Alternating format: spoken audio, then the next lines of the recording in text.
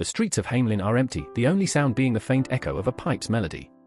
The children, all 130 of them, have disappeared, leaving behind a trail of bewildered parents and a town in chaos.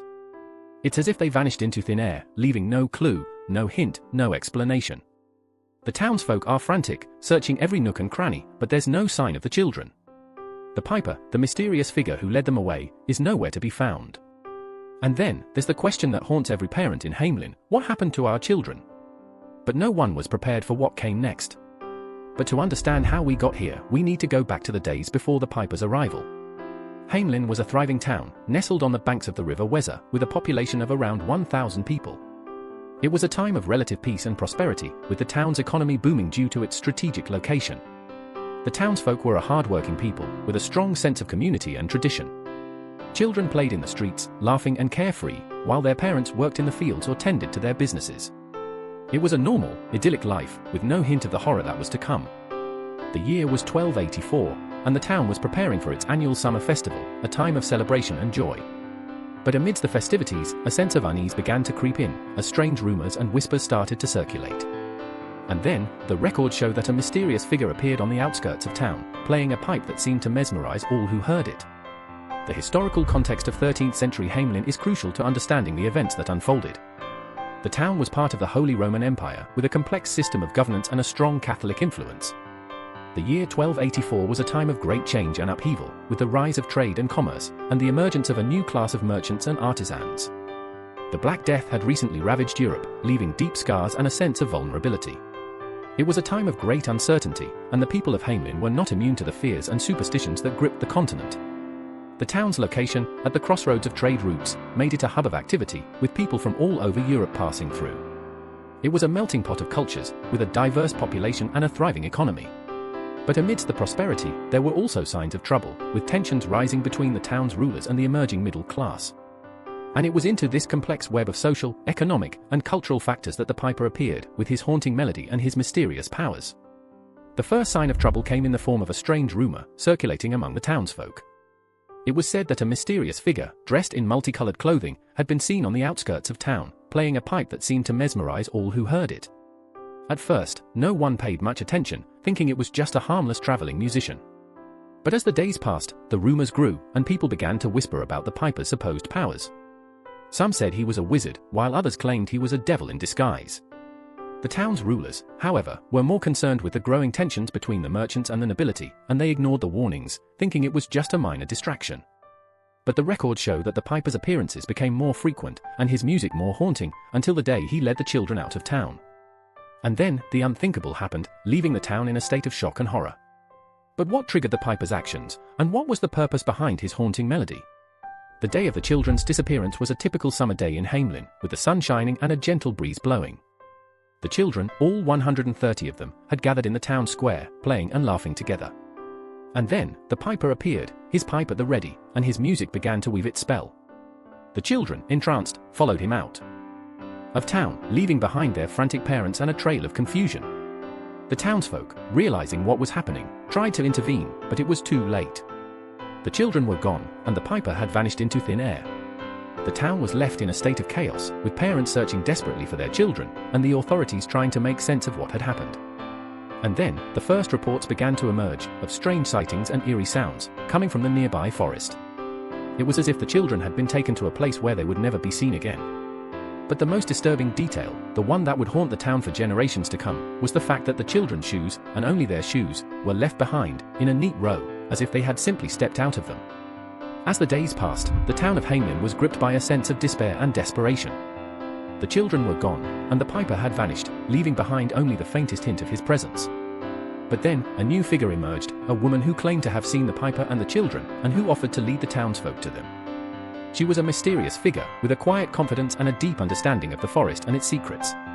The townsfolk, desperate for any lead, followed her, deep into the forest, where they found signs of the children's passage, but no sign of the children themselves. It was as if they had been swallowed up by the forest, leaving behind only the faintest echo of their presence. And then, the woman disappeared, leaving the townsfolk with more questions than answers. Something didn't add up, and the town was left to wonder if they had been duped by a clever trickster, or if something more sinister was at play. Everything pointed to the piper being a malevolent figure, a monster who had lured the children to their doom. But then, a surprising twist emerged, one that challenged everything the town thought they knew. A local historian, digging through ancient records, discovered a long-forgotten document, one that told a different story. According to the document, the Piper was not a monster, but a hero who had saved the town from a terrible fate. The children, it seemed, had been in grave danger, threatened by a terrible disease that had been spreading rapidly through the town. The Piper, with his magical pipe, had led them out of town, to a secret location, where they could be safe. But the question remained, what had happened to the children after they left the town, and why had the Piper disappeared, leaving behind only the faintest hint of his presence? As the historian delved deeper into the records, a more complex picture emerged, one that revealed a web of secrets and lies. The town's rulers, it seemed, had been hiding a dark truth, one that had been concealed for generations. The children, it turned out, had not been taken by the Piper, but had been sent away, to a secret location, where they could be protected from the disease that had been spreading through the town. The Piper, it seemed, had been a key player in this plan, using his magical pipe to lead the children to safety. But the question remained, what had happened to the children after they left the town, and why had the Piper disappeared, leaving behind only the faintest hint of his presence? The historian's discovery had uncovered a new layer of complexity, one that challenged everything the town thought they knew, and raised more questions than answers. For one mother, the loss of her child was a devastating blow, one that would haunt her for the rest of her life. Her name was Anna, and her child, a young boy named Hans, had been one of the children taken by the Piper. Anna had been a happy mother, with a loving family and a thriving business, but the loss of her child had left her broken and bereft. She had searched desperately for Hans, following every lead, every rumor, every hint, but to no avail. The pain of her loss had been compounded by the town's silence, the refusal to talk about what had happened, and the secrets that had been kept hidden. Anna's story was just one of many, a testament to the human cost of the Piper's actions, and the devastating impact it had on the town and its people. And as the years passed, Anna's grief never faded, a reminder of the tragedy that had befallen the town, and the secrets that still lingered in the shadows. The town's rulers, it seemed, had been hiding a dark secret, one that had been concealed for generations. The children, it turned out, had not been taken by the Piper, but had been sent away, to a secret location, where they could be protected from the disease that had been spreading through the town. But the town's silence, the refusal to talk about what had happened, had been a deliberate attempt to conceal the truth. The Piper, it seemed, had been a key player in this plan, using his magical pipe to lead the children to safety. But the question remained, what had happened to the children after they left the town, and why had the Piper disappeared, leaving behind only the faintest hint of his presence? The official silence had been a cover-up, or attempts to hide the truth, and the townspeople had been left to wonder, to speculate, and to suffer in silence. And as the years passed, the silence had become a habit, a way of life, and the truth had been lost in the shadows of history. As the years passed, the mystery of the Piper and the children's disappearance only deepened.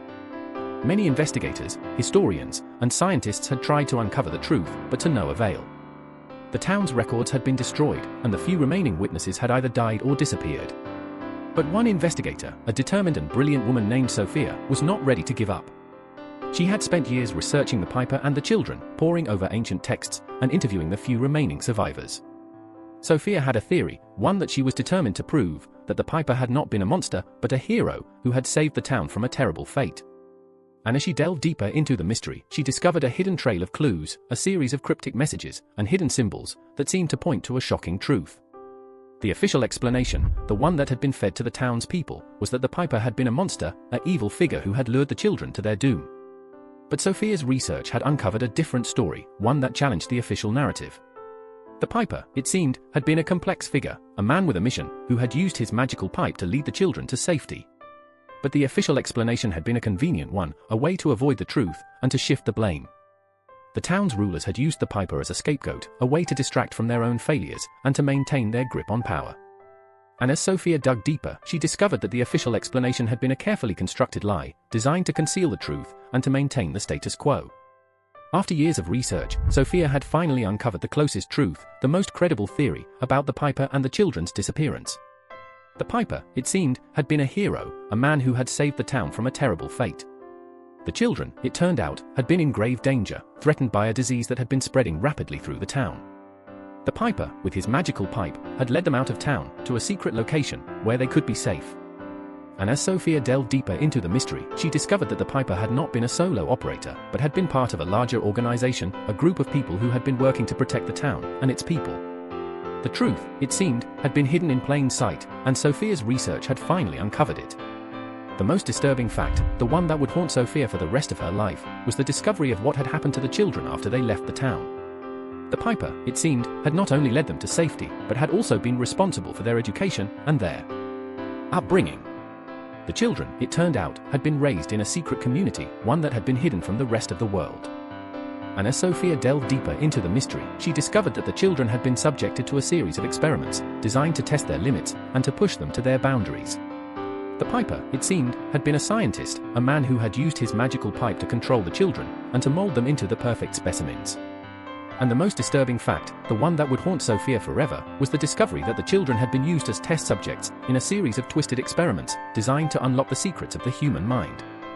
The story of the Pied Piper of Hamelin is a dark and twisted one, a tale of horror and of deceit. The piper, it seemed, had been a complex figure, a man with a mission, who had used his magical pipe to lead the children to safety, but also to control them, and to subject them to a series of twisted experiments. The town of Hamelin, it turned out, had been a place of secrets and of lies, where the truth had been hidden and the innocent had been exploited. And as we look back on this dark chapter in history, we are reminded of the dangers of unchecked power and the importance of seeking the truth, no matter how difficult it may be. If this kept you up at night, subscribe. We post dark history every week.